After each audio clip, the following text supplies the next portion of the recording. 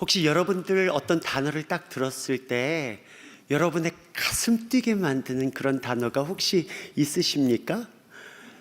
네, 물론 이제 아마 여기 오시면서 손잡고 오신 여자친구의 이름을 언제나 들어도 내 가슴이 정말 쿵쾅쿵쾅 뛰죠?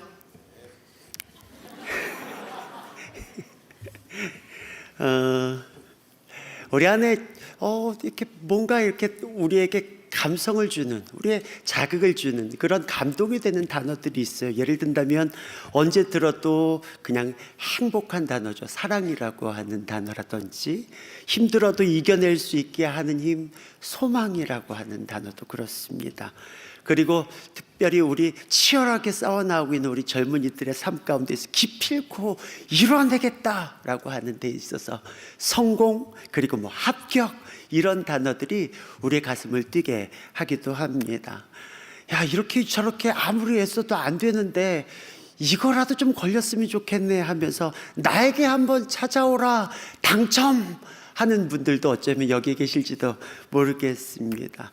코로나 시기를 보내면서 이게 그렇게 희소식처럼 들려질 거라고는 생각 못 했는데요. 가슴 뛰게 하는 이 놀라운 단어, 택배입니다. 그리고 아마도 여기 계신 우리 젊은 형제 자매님들에게 있어서 제일 설레이는 단어가 아닐까 싶기도 한 연애. 갑자기 소망이 끊어지는 소리, 이건 뭐지? 저도 가슴 뛰게 하는 여러 가지 단어들이 있는 것 같습니다. 그 중에서 또 희한하게도 제 마음 안에는 부흥이라고 하는 단어를 딱 들었을 때 이게 언제부턴지 저의 가슴을 설레게 만드는 것 같습니다. 그래서 제가 한때는 정말 부흥이라고 하는 것, 정말 여기서 부흥이 일어난다라고 하는 그 소문만 들어도 제가 어디든지 달려갔었던 기억이 있습니다. 왜냐하면은 저는 그 부흥이라고 하는 그 진정한 부흥의 실체가 무엇인지 저는 꼭 보고 싶었기 때문에 그렇습니다. 어찌 보면 부흥이라고 하는 그 말 자체가 너무나도 제게는 막연하게 다가오는 거예요. 분명히 야, 여기에 부흥이 있다 라고, 그래서 저 달려가, 저기에도 부흥이 있다, 제가 달려가 봤습니다. 최근에도 여러분들이 아마 뉴스나 SNS를 통해서 아마 접해 들으셔서 알겠지만 미국의 켄터키에 있는 에즈베리 대학교에서 부흥이 일어난다라고 하는 소식들 아마 접했을 거라고 생각이 됩니다. 일반적인 대학교 신학교나 아니면은 기독교 대학들 보면은 일반적으로 학점 따기 위한 그런 채플 시간이 있지요. 연회 때와 동일한 그런 채플 시간인데 채플을 드리는 가운데 있어서 특별히 하나님의 만지심을 경험한 어떤 형제가 나와서 그가 하나님 앞에 회개하는 것을 전체 앞에서 하기 시작한 거예요. 그러면서 그의 간증이 터져 나올 때에 여기저기에서 너나 할 것 없이 많은 젊은이들이 나와서 나도 그렇습니다, 저도 그렇습니다 하면서 일파만파 퍼지더니 갑자기 여기저기에서 통곡하면서 하나님 앞에 회개 운동이 일어나고 그 예배가 정말로 파도처럼 밀어닥치기 시작한 거예요. 그 예배가 그래서 끊어지지가 않는 거예요. 며칠이 지나고 몇 주가 지나도 이 예배가 그칠 줄 몰랐던 것 같습니다. 물론 지난 금요일 날 저녁에 이제 학교가 계속해서 수업이 돌아가야 되니까 그 모든 시간들을 마치고 다른 곳에서 그 시간들을 보낸다라고 하는 이야기를 들었습니다. 근데 그런 모습들을 제가 보면서 와, 놀랍다, 기가 막히다, 그런 마음들도 제 마음 가운데 드는 것 같습니다. 저 또한 아까도 말씀드렸던 것처럼 여기에 부흥이 있다, 저기에 부흥이 있다 하는 곳이라고 한다면은 정말 어마어마한 비행기 값을 지불하고라도 그 땅까지 달려갔었습니다. 제가 미국의 어느 한 지역에 가서 정말 부흥이 일고 있는 지역의 집회에 참석했었어요. 정말로 깜짝 놀랐습니다. 분명히 조금 아까 어르신인데 산소 호흡기를 떼지 않고는 한순간도 살 수 없는 그분이 하나님 앞에 전심으로 예배하는 가운데 갑자기 산소호흡기를 다 떼고 마음껏 소리치면서 하나님 앞에 예배하는 거예요. 그러더니 나중에 간증하면서 나오는데 이 무대 위에 올라와서 여기저기 뛰면서 걷기도 버거워했었던 분이 막 뛰면서 하나님은 살아계시다고 외치는 그런 모습들을 보기도 했습니다. 오랜 동안 어둠의 영에 지배받아서 정말로 살아갈 소망을 다 잃어버렸던 어떤 여자 청년이 있었어요. 근데 그 가운데 하나님의 영광의 빛이 임하기 시작할 때에 어둠이 떠나가는 것처럼 그 귀신이 쫓겨가는 역사들을 보았습니다. 더욱이 놀라웠던 것은 제가 저만치 이렇게 앉아있는 자리에 있었는데 어떤 분이 휠체어를 힘겹게 밀면서 들어오신 분이 계셨었어요. 그분 너무 귀하다. 저런 모습으로 하나님 앞에 예배하는 그 모습이 너무 귀했어요. 근데 온 회중들이 전심으로 주님 앞에 예배할 때에 갑자기 휠체어에 탔던 그분이 벌떡 일어나는 거예요. 그러면서 자기 스스로도 자기가 걷게 된 것이 놀라운지 막 그 자리에서 펄쩍펄쩍 뛰더니 급기야는 그 휠체어를 번쩍 들고선 무대 앞으로 달려 나오는 거예요. 하나님은 살아계시다라고 막 선포하면서 그 장면은 정말로 저희에게 있어서 경이로웠었던 것을 떠올리게 됩니다. 그런 와중에도 제 안에 한 가지 의문이 들었던 것 같아요. 이 놀라운 광경을 내가 지금 지켜보고 있는데도 불구하고 진정 하나님이 우리 가운데 허락하시고자 하시는 부흥이 바로 이것인가? 이것이 우리가 하나님 앞에 간구하는 부흥의 전부란 말인가? 하는 의구심이 제 마음 가운데 드는 것이었습니다. 여러분, 2002년도 하면은 우리나라에 어마어마한 일이 있었습니다. 혹시 2002년 하면 탁 떠오르는 게 있습니까? 네? 예, 맞습니다. 제가 목사 안수 받은 해입니다. 농담이고요. 2002년도에 한일 월드컵이 있었습니다. 온 나라가 막 들끓었었죠. 광화문 거리를 정말 까맣게, 어쩌면 죄송합니다. 여기 앉아 계신 분들 가운데서는 그 해에 뭐가 있었나 하고선 뭐 TV 방송을 통해서만 지켜보신 분들도 어쩌면 계실 거라고 생각이 됐는데요. 저는 정말로 그 인파에 깜짝 놀랐어요. 차도가 다 막혀 있는 모든 인파가 막 붉은 색깔이 막 이렇게 연출이 되는 거였었어요. 여기저기에서 사람들이 다 그러면 저기서 여기저기에서 울려 퍼지는 거였었어요. 아침에 출근하면 모든 화두가 축구 얘기였었습니다. 자나깨나 축구 얘기였었습니다. 정말로 군대도 아닌데 축구 얘기였었습니다. 우리가 강호 이탈리아를 꺾은 얘기, 그리고 스페인 함대를 멋지게 침몰시킨 그런 이야기, 했던 얘기 또 하고 했던 얘기 또 하고 감탄하고 또 하고 혀를 내두르며 또 하고, 정말로 끝도 없이 그 축구의 이야기가 종일 계속해서 이루어졌던 것 같아요. 그럼에도 불구하고 누구 하나 지루해하는 사람이 없는 거예요. 축구를 원래부터 좋아했던 사람이야 그렇다 치지만 원래 축구를 담쌓고 살았던 분들도 그때만큼은 정말 자나깨나 축구 얘기였었던 것 같습니다. 하루가 축구로 시작해서 축구로 끝났습니다. 그때 제가 이 모습을 보면서 어쩌면 이게 부흥이겠다 라는 생각을 했었던 것 같습니다. 축구로 시작해서 축구로 끝나는 것처럼 예수로 시작해서 예수로 끝나는 거, 이게 부흥이 아니겠나?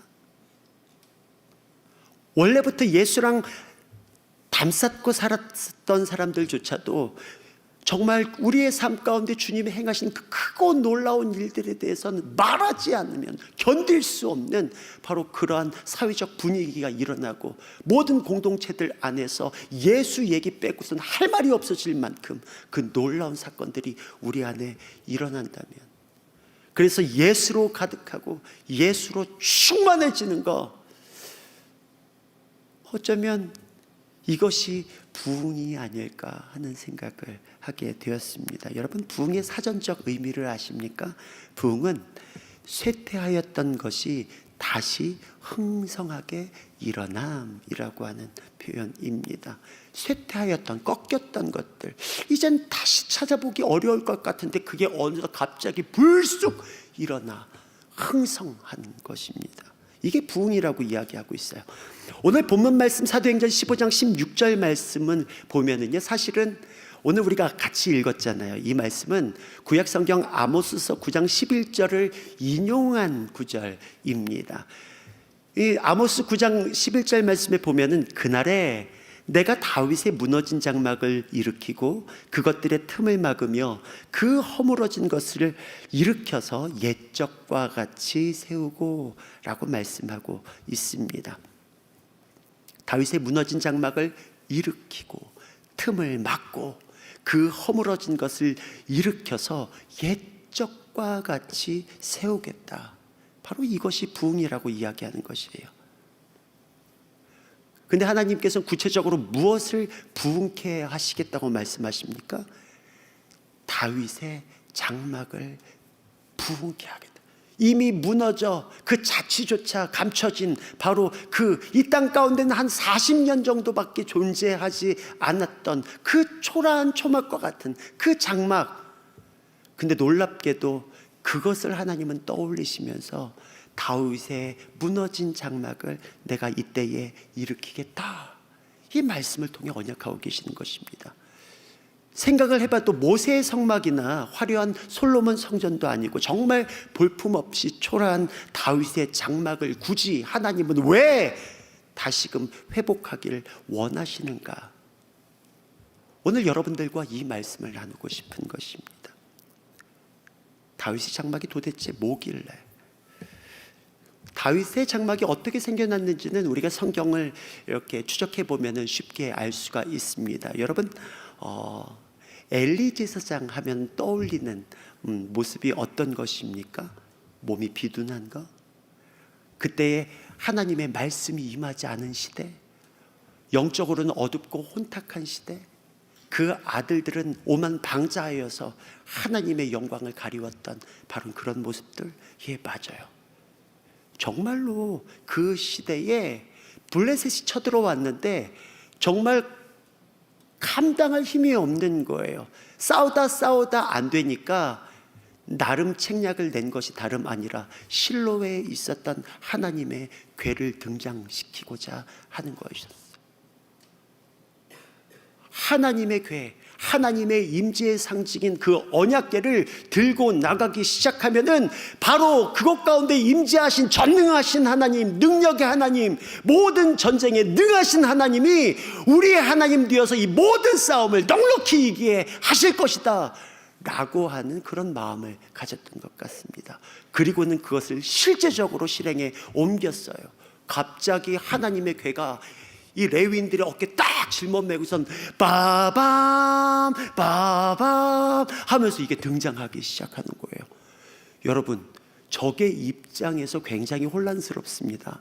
우리가 승승장구하며 이기고 있었었는데 갑자기 쟤네들이 실실 웃으면서 갑자기 궤 하나를 메고선 등장합니다. 근데 이게 보통 것이 아닌 것 같아요. 소문은 듣자 하니 그들이 섬기는 전능하신 하나님, 그 광야도 뚫고 나오고 모든 아말렉 족속까지 다 진멸시켰던 그런 능력의 하나님이 여기에 계시다라고 하는 거예요. 얼마나 위축되겠어요. 근데 싸워봤더니 아니에요. 힘이 하나도 없어요. 완전히 이스라엘 백성들이 그 전쟁에서 초토화돼 버리고 말해요. 거기서 끝나지 않고 하나님의 이 언약궤까지도 빼앗기게 됩니다. 뿐만 아니라 그때의 제사장과 제사장의 아들들 모두가 다 죽게 되는 것이에요. 그리고 제사장의 아들의 아내가 그때 막 아이를 낳고 있었었는데, 근데 너무너무 힘겹게 낳느라고 이 아이를 낳고 죽게 돼요. 근데 그 죽어가는 그 상황 안에서도 그 아이의 이름을 지어서 불러주는데 뭐라고 부르냐면 이가봇이라고 부르는 것이, 하나님의 영광이 이스라엘에서 떠났다. 그리고 그 실제는 이루어졌었어요. 하나님의 영광이 떠난. 이스라엘을 이긴 그 블레셋 군대들이 하나님의 궤를 이제는 가지고 탈취해 와가지고 자기네 신상 앞에 놓는데, 다음날 보니까 그 다곤 신상이 다 완전히 깡그리 무너져서 그 언약궤 앞에 경배하고 있는 거죠. 이런 일들 뿐만 아니라 그 하나님의 언약궤가 닿는 곳마다 여러 가지 재앙이 일어나는 거예요. 감당할 수 없었어요. 그 두려움에 떨어서 이것을 밀어내기 시작합니다. 그래서 하나님의 언약궤가 벳세메스로 기럇 여아림으로 흘러 나중에 아비나답의 집에 거기에 거처를 삼게 됩니다.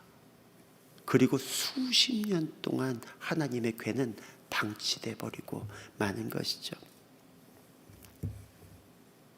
근데 놀랍게도 다윗이 왕위에 오르자 그가 하나님 앞에 갖고 있었던 그 마음의 소원, 바로 하나님의 집을 세우는 그 일을 떠올리게 됩니다. 그리고 나서 그가 가장 먼저 언약궤를 찾아오고자 하는 것이죠. 그래서 언약궤를 찾아와서 그래서 하나님이 거하실 거처를 만들어 드리고자 하는 그 마음의 소망을 이루어 드리는 것이에요. 그게 바로 다윗의 장막입니다. 근데 잠시 제가 아까도 잠시 언급했던 것처럼 다윗의 장막은 실제적으로 보면 정말 보잘것 없었습니다. 여러분이 아시는 것처럼 모세의 성막은 하나님께서 그 길이나 너비나 높이나 거기에 들어가는 모든 그 필요한 것들이나 거기에 어떤 것들을 사용해야 되는지 일일이 하나님께서 일러주시고 직접 디자인하셔서 만들어 제공해 주신 것이 바로 모세의 성막입니다. 그러니 얼마나 이 성막이 가치가 있겠습니까? 근데 하나님께서 또 신기하게 내가 이때에 퇴락한 모세의 성막을 다시 일으키겠다 이런 말씀하시지 않아요. 뿐만 아니라 여러분, 솔로몬 성전은 어떤 성전입니까? 가히 지구상에는 존재할 수 없을 만큼 으리으리 어마어마 삐까번쩍한 성전이 바로 솔로몬 성전. 천국에나 가봐야 볼 수 있을 법한 바로 그 성전이 솔로몬 성전이에요. 그 아름다운 성전, 그럼에도 불구하고 하나님이 솔로몬 성전을 내가 다시금 이때 재건하겠다 이런 말씀하시지 않는 거예요. 그렇다면 도대체 왜 정말 보잘것없고 그냥 누가 봐도 육안으로 봤을 때 가장 쓸모없어 보이는 그 다윗의 천막, 그것을 하나님께서는 다시금 이때에 회복시키고 그것을 세워가길 원하실까요? 그것은 다른 것이 아니라 하나님이 가장 기뻐하시는 예배를 바로 거기서 드렸기 때문에 그렇습니다. 하나님을 향한 다윗의 갈망, 다윗의 하나님을 향한 예배의 열정이 다윗의 장막에 농축되어 있었습니다. 여러분 아시는 것처럼 사무엘조차도, 여러분 이스라엘의 초대왕 사울조차도 빼앗겼던 하나님의 언약궤에 전혀 관심을 두지 않았었어요. 블레셋에게 그것을 빼앗기고 나서도 하나님의 언약궤가 100년 가까이 방치되었음에도 불구하고 그걸 찾을 생각을 하지 않는 거예요. 여러분, 사울이 왕으로 이스라엘을 통치하던 40년 동안 하나님의 언약궤에 관해 단 한 번도 언급한 일이 없어요. 그러면 그 나라는 누가 다스렸겠습니까? 근데 여러분, 다윗이 왕이 되자 그는 이스라엘의 진정한 왕이신 하나님의 자리를 그는 돌려드리기 원했던 거예요. 하나님 그분이 우리를 통치하실 수 있도록, 우리를 다스리실 수 있도록 그는 하나님의 거처를 마련해 드리고 싶었던 것입니다. 그래서 아비나답의 집에 방치되었던 하나님의 궤를 예루살렘으로 옮겨오고자 하는 시도를 하는 것입니다. 그러나 여러분 잘 아시는 것처럼 그것이 조금은 서툴렀었습니다.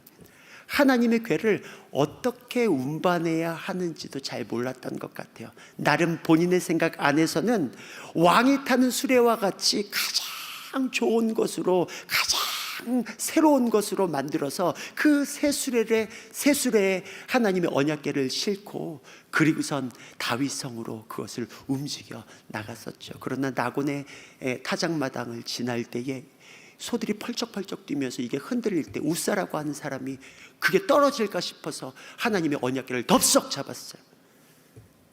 그 자리에서 우사는 죽임을 당하게, 상상할 수도 없는 그 상황이 눈앞에서 펼쳐졌던 것이, 하나님의 영광, 그분의 위엄이 그곳을 덮기 시작했어요.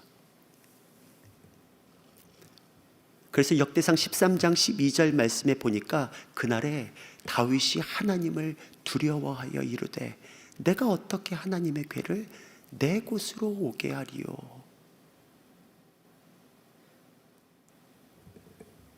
다윗은 그 언약궤 위에 임재하신 하나님의 영광의 위엄 앞에 압도당했어요. 그것을 지나쳐 위축되었던 것이, 더 이상 내가 할 수 있는 것이 아무것도 없나 보다. 근데 놀라운 소식이 들려오기 시작합니다. 역대상 13장 14절 말씀에 보니까 하나님의 궤가 오벳 에돔의 집에서 그의 가족과 함께 석 달을 있으니라. 여호와께서 오벳 에돔의 집과 그의 모든 소유에 복을 내리셨더라. 이 소식은요, 여러분, 하나님의 언약궤 앞에서 사람이 죽었어요. 그러니 이것을 누가 어떻게 처리할지 도무지 감당이 안 되는 거예요. 그때 나서서 자신의 집으로 하나님의 궤를 옮겨간 사람이 오벳 에돔이라고 하는 사람이에요. 그리고 놀라운 사실은 그 집에 하나님의 궤가 거하였던 단 석 달의 시간 동안에 하나님께서 그 가정을 놀랍도록 축복하셨다. 모든 만민이 그 가정에 하나님이 내리신 복이 얼마나 크고 놀라운지 다 알아서 소문이 날 정도로 그렇게 하나님이 축복해 주셨어요. 하나님의 임재 가운데 살아간다는 것은 바로 이러한 놀라운 축복이 있다는 사실 여러분 기억하시기 바랍니다. 이 소문을 듣고 다윗이 용기를 얻었습니다. 그리고 더 이상의 시행착오는 하지 않겠노라 결정하면서 역대상 15장 13절 말씀에 보니까 전에는 너희가 매지 아니하였으므로 우리 하나님 여호와께서 우리를 찢으셨으니 이는 우리가 규례대로 그에게 구하지 아니하였음이라. 하나님의 법대로 행하지 못했던 그만큼 오랜 세월 동안 하나님 그분의 존재, 그분의 임재, 하나님 그분의 다스리심, 이 모든 것들을 사실 이스라엘 백성들은 놓치고 살았던 것을 우리는 보게 됩니다. 그래서 하나님의 궤를 채에 걸어서 레위인들로 하여금 예루살렘에 입성하게 됩니다. 정말로 놀랍게 하나님의 궤가 그 성에 들어가기 시작합니다. 그 영광 앞에서 다윗은 감당할 수 없는 찬양을 주님 앞에 드리기 시작하죠. 어쩌면 오늘 여러분들이 막 뛰면서 주님 앞에 춤추어 나 달려가네, 망설이지 않네 막 이러면서 찬양했던 그것과 비교할 수 없을 만큼 아마 왕의 모든 체면을 다 내려놓고 자기 하체가 다 드러나는 줄도 모르고 하나님 앞에서 덩실덩실 추며 모든 사람들이 손가락을 할지라도 그것과 상관없이 하나님 그분을 향한 뜨거운 열정의 예배를 하나님 앞에 드렸던 것을 보게 됩니다. 그리고는 하나님의 궤를 준비한 그 장막에 그 궤를 안치합니다. 여러분, 다윗의 장막은요 희한하게도 성소와 지성소로 나누어 있지도 않아요. 그래서 그 언약궤와 백성들 사이에 휘장으로 가려져 있지도 않아요. 그냥 텐트예요. 덩그러니 텐트예요. 그리고선 거기에 하나님의 임재의 상징인 언약궤가 그대로 놓여 있는 거예요. 여러분 아시는 것처럼 과거 모세의 성막에서는 성소와 지성소로 나눠졌어요. 지성소 안에 언약궤가 있었어요. 거긴 아무나 들어갈 수가 없어요. 왜요? 하나님의 영광 앞에 죄 있는 사람들이 들어갔다 잘못하면 그 자리에서 죽을 수밖에 없기 때문에. 그래서 대제사장이 1년에 단 한 번 대속제일 때 정말 목숨 걸고 거기 들어가는 거예요. 그래서 하나님의 그 영광에 직면하지 않기 위해서 거기에 가득가득 향을 피우는 거예요. 한 치 앞도 보이지 않을 만큼 가득가득한 그 향을 피웠던 것을 보게 됩니다. 왜냐하면 자칫 잘못하면 본인도 죽게 됐기 때문에 그렇습니다. 그러나 여러분, 다윗의 장막에는 하나님의 백성들은 누구나가 하나님의 영광을 경험할 수 있었습니다. 자신의 죽음을 피하기 위해서 향연을 피우는 일은 하지도 않았었어요. 대신 4,000명 가까이 되는 레위인들이 24시간 종일 종야 돌아가면서 찬양의 향연을 하나님 앞에 올려드렸던 것을 보게 됩니다. 그리고 하나님은 이러한 다윗의 제사를 기뻐하셔서 날마다 그들의 찬송 가운데 거하여 주시고 그들의 왕으로 그들의 삶을 다스려 주셨던 것을 보게 됩니다. 다윗은 하나님이 마땅히 받으셔야 할 영광, 바로 그 자리로 되돌려 놓은 사람입니다. 바로 이것이 다윗의 장막이고요, 이 사건을 통해서 하나님은 이스라엘을 축복하시고 그로 말미암아 부흥케 하시는 놀라운 역사를 우리 성경을 통해 알 수 있는 것입니다. 저는 이 다윗의 장막의 모습을 통하여서 진정 하나님의 주인 되심, 진정 하나님이 다스리시는 바로 저와 여러분의 삶이 되었으면 좋겠어요. 그래서 다윗의 장막에 하나님의 임재의 상징인 언약궤가 드려졌던 것처럼 저와 여러분의 삶의 중심에 하나님의 임재, 하나님의 영광의 구름이 날마다 거할 수 있게 되기를 소원합니다. 우리가 자주 부르는 찬양 중에 지금은 엘리야 때처럼이라고 하는 찬양이 있습니다. 그 가사의 내용 중에 보면은 지금은 다윗의 때와 같이 예배가 회복되네. 지금은 다윗의 때와 같이 예배가 회복되네. 지금 여러분, 다윗의 때처럼 저와 여러분의 삶의 예배가 회복되고 있습니까? 다윗의 장막에서 드셨던 것처럼 종일 종야 그분의 임재로 충만한 삶을 저와 여러분의 삶 가운데서 계속해서 살아가고 계십니까? 오늘 읽었던 오늘의 본문의 배경은요, 사실 바울이 1차 전도 여행을 마치고 예루살렘에 돌아와서 선교 보고를 하고 있는 장면 가운데 나온 거예요. 바울이 선교 여행을 다니면서 이방인들에게 복음을 증거했는데 놀라운 일들이 벌어졌어요. 이방인들도 복음을 듣고 주님 앞에 돌아오는 역사가 일어나는 거예요. 사실은 유대인들 가운데서는 아무도 상상할 수 없었던 일들인 것이에요. 거기에 덧붙여서 주님의 복음 앞에 반응한 이방인들 가운데 성령이 부어지기 시작한 거예요. 성령이 그들의 인생을 사로잡기 시작하는 거예요.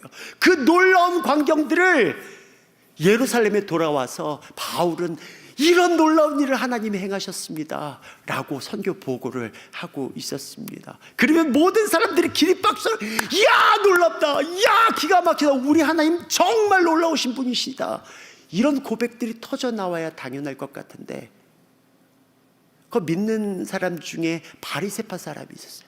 그 사람이 벌떡 일어나더니, 야 그러면 그 이방인들 다 할례시켜야 되는 거 아니야? 그리고 뿐만 아니라 모세의 율법을 모두가 다 똑같이 우리처럼 지켜야 돼. 그러면서 자신들도 지키지 못하는 그 율법의 굴레에 그들을 덮어 씌우려고 하는 그런 발언들을 하기 시작했습니다.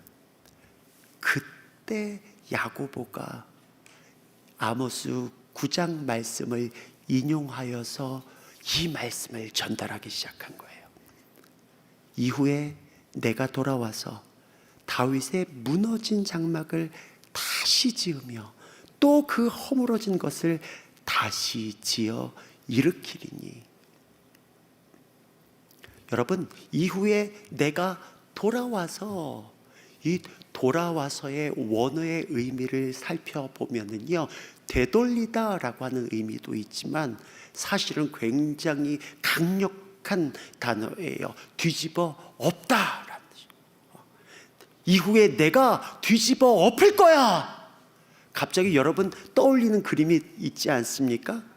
요한복음 2장 15절에서 21절 말씀에 보면은 성전에서 장사하고 있는 그 무리들을 바라보면서 예수께서 상을 엎으시면서 성전을 정화하시면서 내가 3일 만에 이 성전을 다시 일으킬 것이다 라고 하는 그 말씀, 여러분 기억하고 계십니까? 바로 그 말씀이 오버랩되는 거예요. 내가 뒤집어 엎을 거야. 다시 돌려놓을 거야. 어떻게요? 다윗의 무너진 청막을 다시금 세워놓을 거야. 여러분, 다윗의 무너진 천막의 가장 큰 특징이 아까 뭐라고 말씀드렸습니까? 휘장이 없어요. 하나님과 하나님의 백성들을 가리웠던 그 휘장이 없어요. 여러분, 언제 휘장이 찢어졌습니까? 예수님께서 십자가에 못 박혀 돌아가실 때 휘장이 위로부터 아래로 쫙 갈라지면서 하나님과 백성들 사이에 가로막혔던 그 모든 담이 허물어버리는 역사가 일어났던 거예요. 누굴 통해서? 바로 예수 그리스도를 통해서라고. 주 예수 그리스도께서 새롭고 산 길이 되어 주신 줄 믿습니다. 우리로 하여금 은혜의 보좌 앞에 담대히 나가 설 수 있도록 하신 분이 다름 아니라 예수 그리스도라고 하는 거예요. 우리가 예수의 피를 힘입어 성소에 들어갈 담력을 얻게 하셨다라고 하는 것이, 이게 바로 다윗의 장막의 회복이라고 하는 것입니다.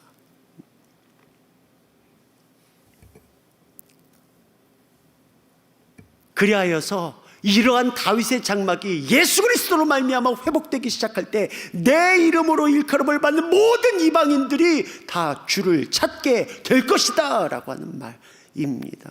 예수 그리스도의 십자가 보혈의 공로를 믿기만 하면 유대인이나 헬라인이나 이방인이나 누구나 주님 앞에 나올 수 있는 특권을 누리게 된다라고 하는 것입니다. 어느 누구나 주께 나오라, 어서 와서 주의 말씀 들으라, 이런 찬송가도 있어요. 하늘아버지가 오라 하시니 어느 누구나 오라. 주님이 저와 여러분을 불러주셨던 것처럼 가감없이 여전히 지금도 주를 알지 못하는 자들을 두 팔 벌리고 기다리고 계신다라고 하는 거예요.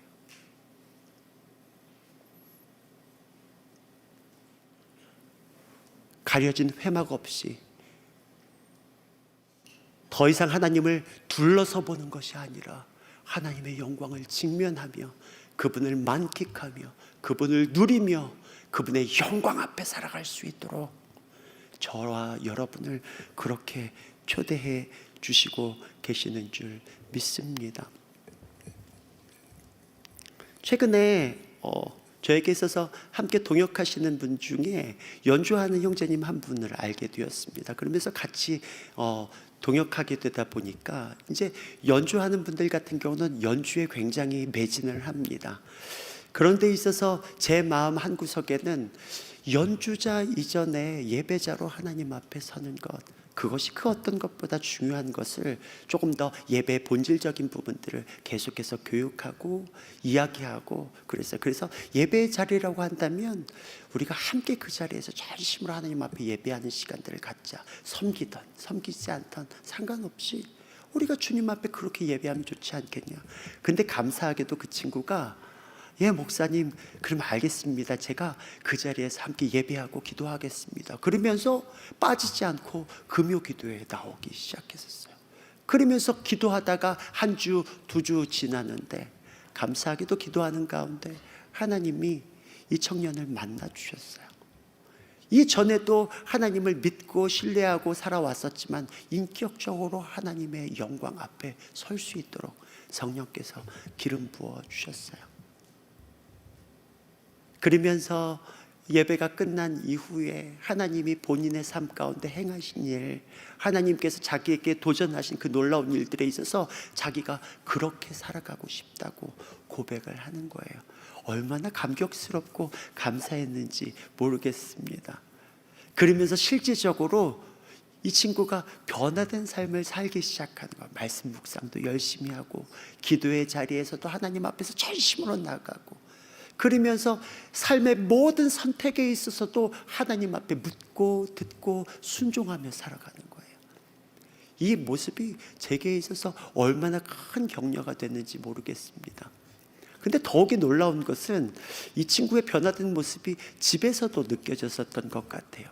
그래서 어느 날 이 친구 얘기를 통해서 저에게 전달받은 건데, 근데 어느 날 이 친구 하도 희한하니까 아버지가 저희 산부 예배에 참석을 하셨다라고 말씀하는 거예요. 그것도 말씀하고, 야, 내가 오늘 예배 갈게 했던 게 아니라 그냥 얘가 도대체 어떤 예배를 드리게 하고선 오셨던 거예요. 본인도 몰랐었는데 나중에 예배 모니터링을 쭉 이렇게 하다 보니까 우리 아버지인데 깜짝 놀란 거예요. 그러면서 아버지와 예배에 대한 이야기들을 했었다라고 이야기하는 거예요. 그러면서 아버지가 하시는 말씀이, 예배는 이렇게 드려야지. 사실은 여러분 아시잖아요. 우리 얼마나 시끄러워요. 그렇죠? 사운드 막 꽝꽝꽝꽝. 어르신들이 들으실 때는 불편하기 그지없을 것 같은데, 그럼에도 불구하고 그것 가운데 살아계신 하나님의 영광을 발견하게 되시는 것이죠.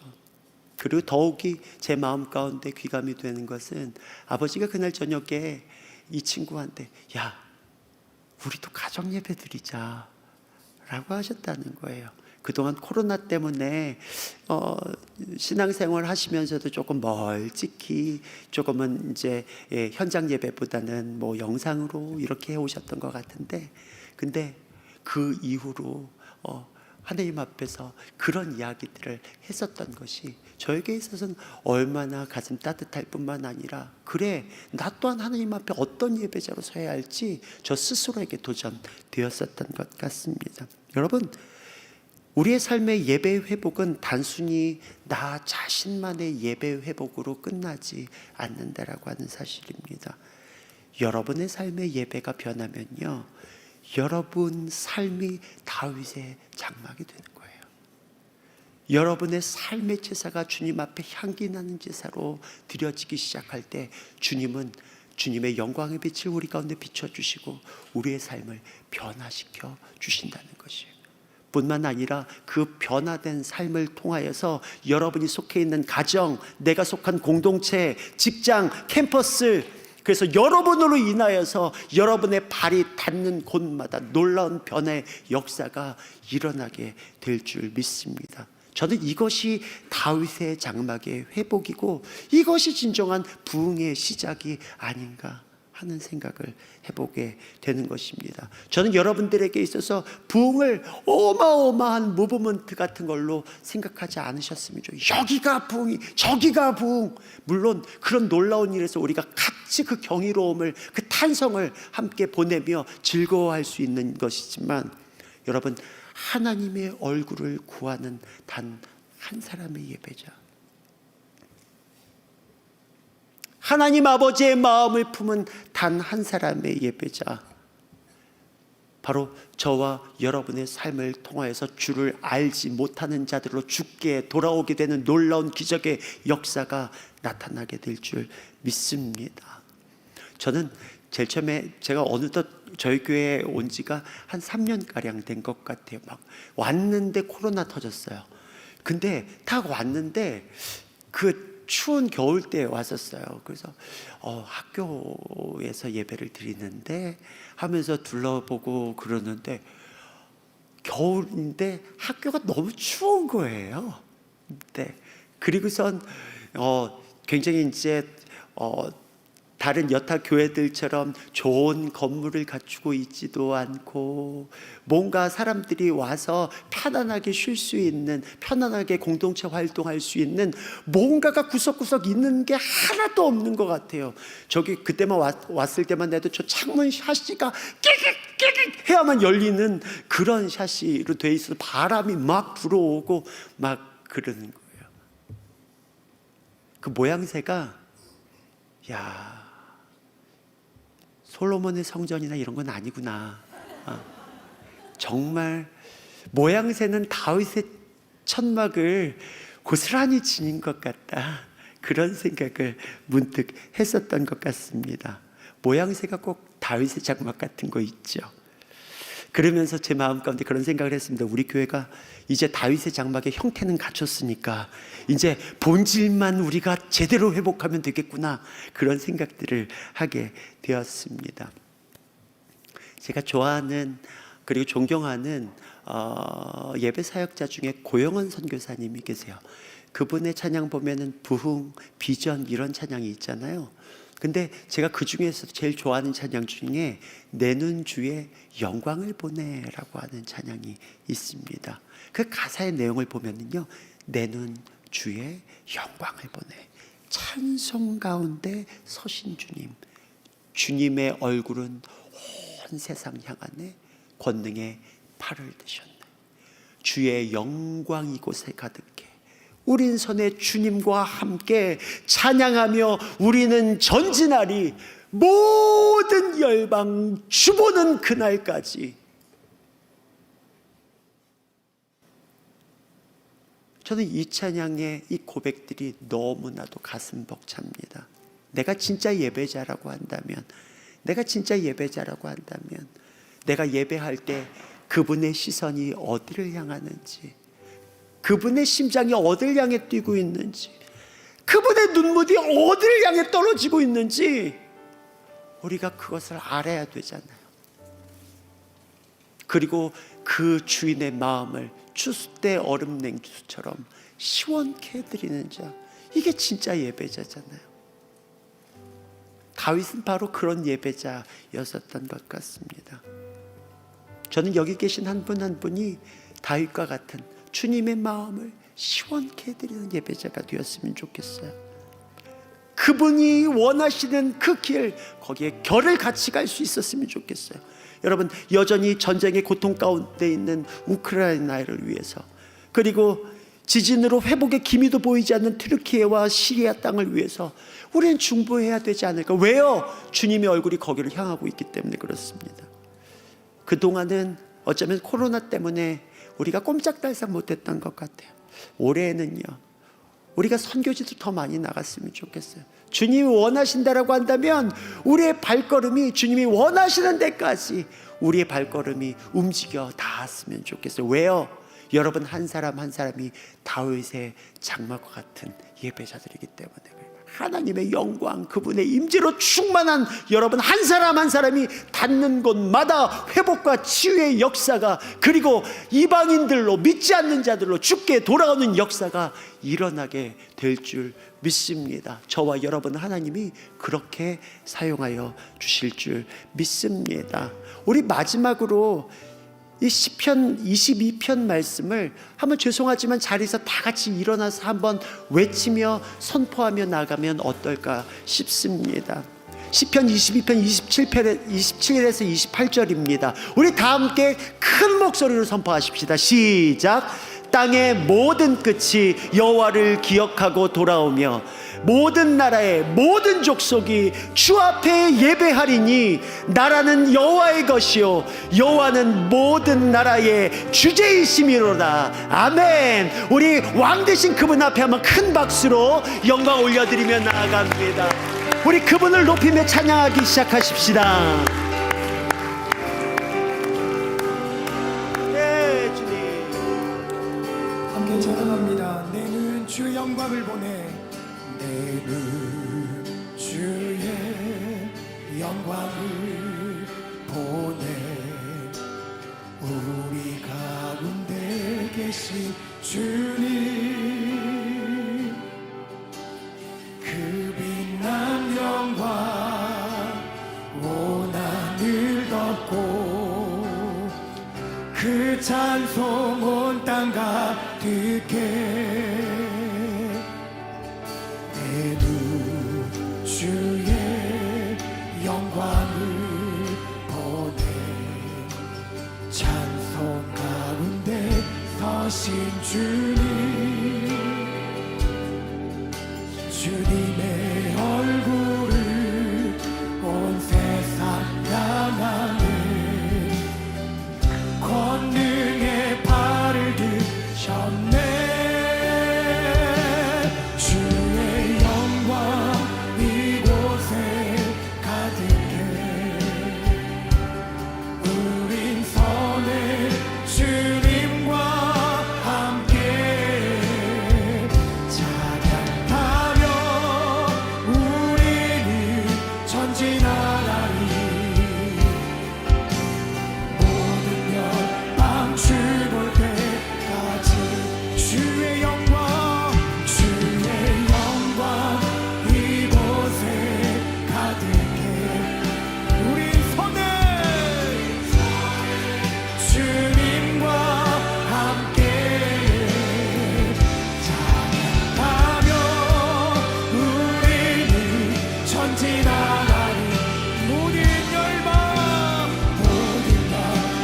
주볼 때까지 하늘 아버지 우리 새롭게 하사 열방 중에서 주 섬기게 하소서 모든 나라 일어나 찬송 열방의 주님을 보게 하소서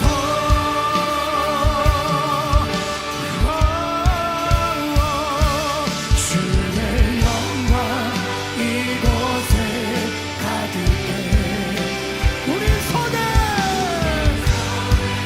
주님과 함께 찬양하며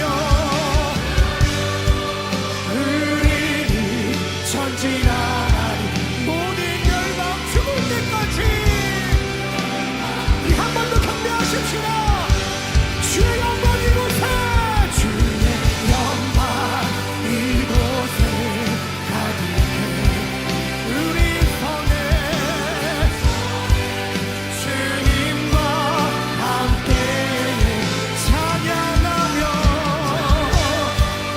우리는 전진하리 모든 열방 주볼 때까지 우리가 찬양으로 고백한 것처럼 이 시간 두 손을 높이 올려드린 채로 함께 기도하기 시작하십시다. 주의 영광으로 나의 삶을 덮어 주시옵소서. 내 삶이 다윗의 장막 되게 하여 주시옵소서. 가감없이 주님의 영광 가운데로 달려나가는 하나님의 사람 바로 내가 되게 하여 주시옵소서. 주님의 영광으로 충만케 해달라고 주여 한번 간절히 물고 기도하십시다. 주여 주의 영광을 채워주시기 원합니다 주의 영광 이곳에 가득해 우리 손에 주님과 함께 찬양하며 우리는 전진하리 모든 열방 주볼 때까지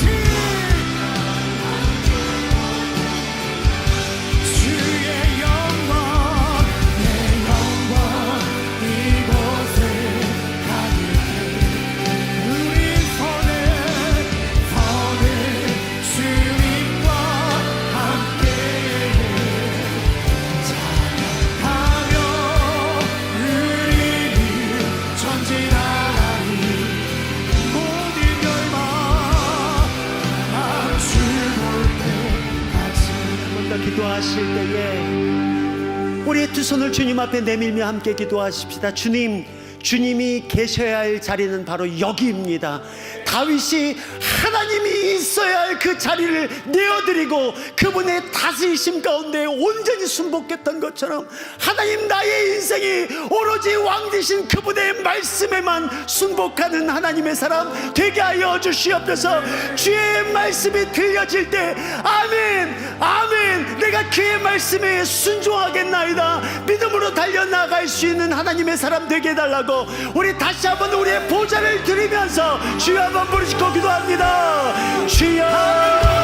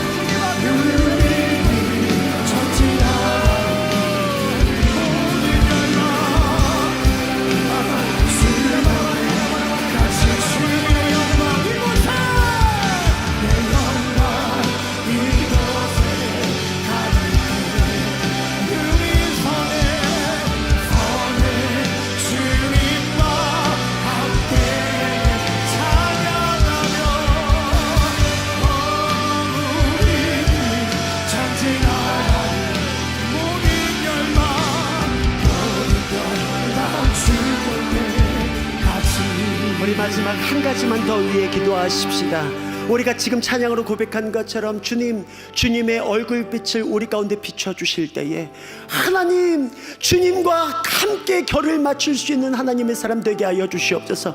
주님의 눈길이 가는 곳에, 주님의 마음이 있는 곳에, 주님의 눈물이 떨어지는 바로 거기에 내 마음도 나의 삶도 심겨지게 하여 주시옵소서. 언제든지 주님이 말씀하실 때에 하나님, 그러한 삶을 기꺼이 내어드릴 수 있는 저의 삶이 되게 하여 주시옵소서. 우리 마지막으로 우리의 삶을 주 앞에 온전히 맡겨드리며 주여 한번 부르시고 기도합니다.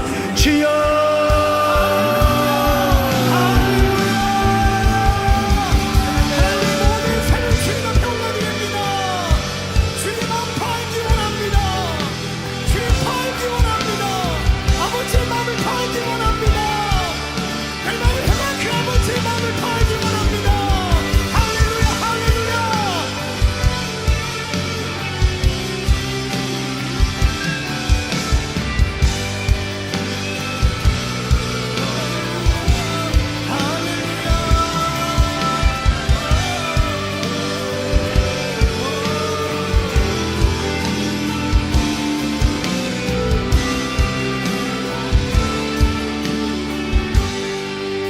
하나님, 우리로 하여금 하나님을 경배할 수 있는 이 놀라운 은혜와 특권을 허락하여 주시니 감사합니다. 하나님, 하나님의 언약궤가 우리의 삶의 중심에 머물러 있게 하여 주시옵소서. 하나님을 가장 영화롭게 하는 하나님의 사람 되게 하여 주시고, 다윗과 같이 이 시대를 살아가는 하나님 앞에서의 가장 최고의 예배자 바로 저희들이 되게 하여 주시옵소서. 저희들이 움직일 때마다 하나님의 궤가 움직이는 것이 되게 하여 주시고, 우리가 밟는 땅마다 하나님의 영광, 주님의 임재로 충만케 되어지는 역사를 우리가 보게 하여 주시옵소서. 한 주간도 우리의 삶을 그렇게 사용하여 주시옵소서. 감사드리고 살아계신 예수님의 이름으로 기도드렸습니다.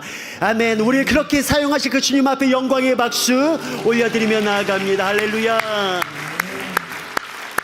우리 찬양하시면서 준비하신 예물 주 앞에 드리도록 하시겠습니다. 내 눈 주의 영광을 보내, 우리 가운데 계신 주님,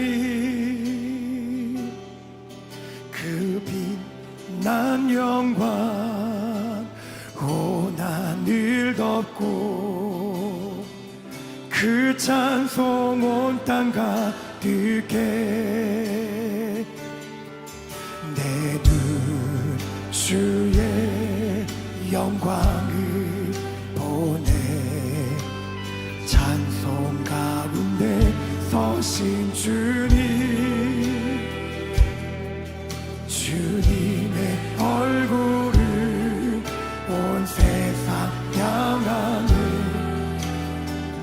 권능의 발을 드셨네. 주의 영광 이곳에 가득해. 우린 선의 주님과 함께 찬양하며 우리는 전진하라니. 모든 영광 주 볼 때까지. 한 번 더 고백하십시다. 내는 주의 영광을 보내. 우리 가운데 계신 주님,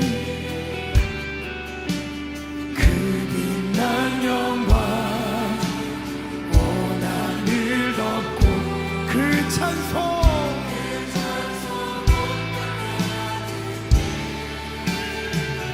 내는 주의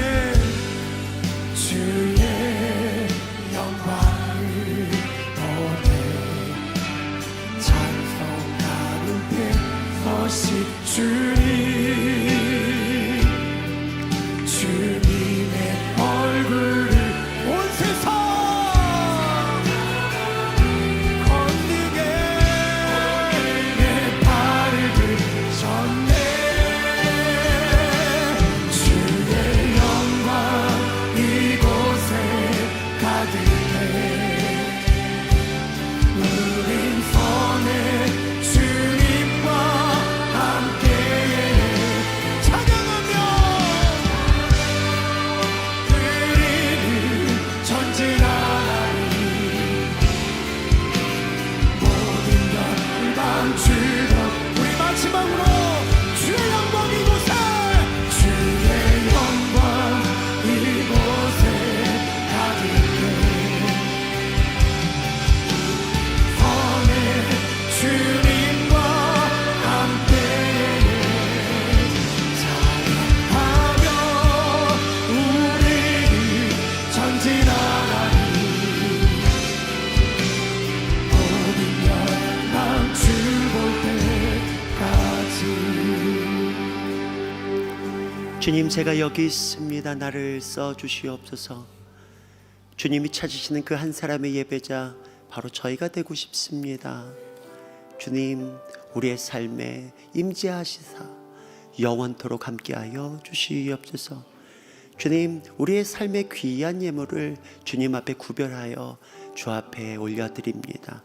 더 많은 것들로 주 앞에 드리며 섬기고 싶지만 때때로 우리 안에 부족하고 연약한 것들이 많습니다. 우리의 필요를 아시는 하나님께서 우리의 삶을 풍성하게 공급하여 주시사 주님의 나라 위에서 더 멋지게 우리의 삶을 아낌없이 드릴 수 있는 저희들의 삶이 되도록 더욱 축복하여 주시옵소서. 이제는 우리 구주 예수 그리스도의 크신 은혜와 하나님 아버지의 극진하신 사랑하심과 성령의 감화감동 교통하시며 인도하시는 역사가 다윗의 장막의 예배를 삶 가운데 회복하기 원하는 우리 사랑하는 청년들 머리 위에 이제로부터 영원토록 함께 하시길 간절히 축원하옵나이다. 아멘.